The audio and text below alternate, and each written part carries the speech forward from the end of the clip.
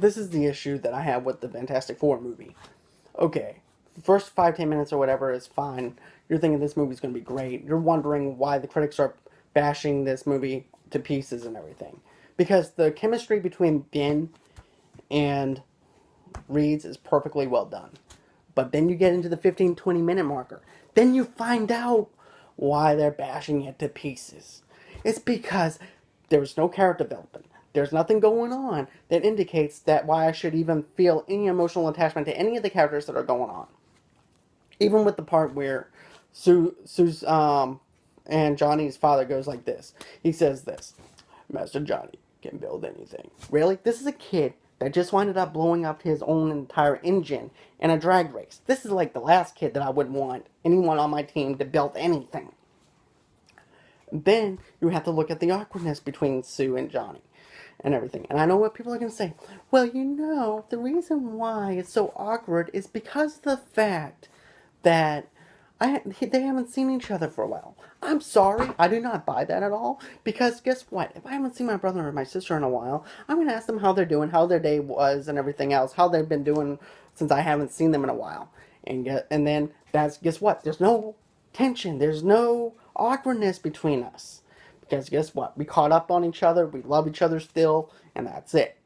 And then they do this other little number. I call it the Vince Vaughn shuffle awkward moment, where they don't know what to do. Do I hug you? Do I not hug you? Do I hug you at all? Do I tell you a joke? Do I not tell you a joke? How are you doing? Should I tell you how you're doing? I don't know. I'm sorry, but that was just horrible. Then, after you get past all that, then you get into the whole entire Doctor Doom thing. And to me, Doctor Doom was really very good. The actor did a good job with it. But this is not but the thing I don't get is, okay, this is a guy that hacked into your whole entire system in a school. And then, guess what? There's no security surrounding him at all. So, pretty much, you're trusting these teenagers, including a person that hacked into your school, to build something to send them off into space, into the negative zone.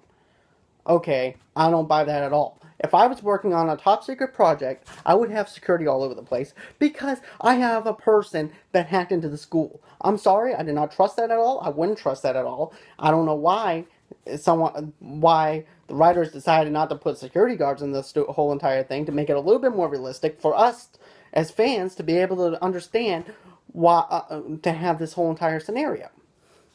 Then, guess what? Another thing that happens is, okay, Sue don't even go on the journey with them. She stays behind. She's sleeping and everything. Guess what? The other three teenagers who don't have security guards around goes in the machine. Guess what happens? They go up into the negative zone.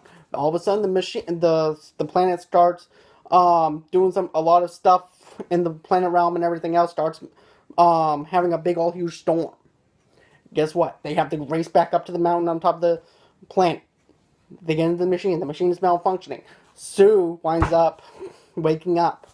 And guess what happens? She winds up going down to the thing, and she tries to help them try and get back to Earth.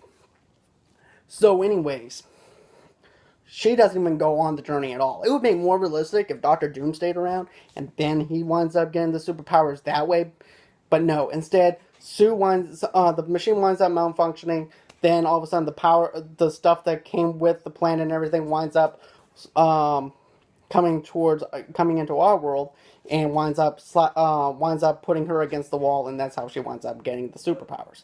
So, anyways, that's how she becomes the Invisible Girl. Then after that, you go on ahead and you fast forward to the whole entire part where they're all trying to figure out their powers and everything else. They're working for the government. Reed winds up running away to help their friends, and guess what happens? This is what exactly happens. They don't like Reed at all because they feel like they abandoned him. I'm sorry, but this guy is working his butt off. He ended up leaving you so he can help you, and then you wind up telling him, "Oh, you're selfish. You left us." Duh duh duh duh. And well, anyways, he winds up getting captured, and this whole entire big old huge feud comes out between them because guess what? They don't like each other. Well, then, come to find out, these other scientists, this is a year later, they decide they want to go back up to the negative zone. And then guess what happens? They find Dr. Doom. Yeah, they got Dr. Doom. They bring him back to Earth. Dr. Doom, remember this too. The biggest other pet peeve I have is the character of Dr. Doom. The character of Dr. Doom did not like anything that's going on around Earth at all. And then he winds up getting the powers from the planet and everything else that happened. So they bring him back down trying to figure out his powers, and he makes heads explode everywhere. Heads are exploding everywhere, and then he decides he wants to make his planet just like Earth. So that's what I don't understand.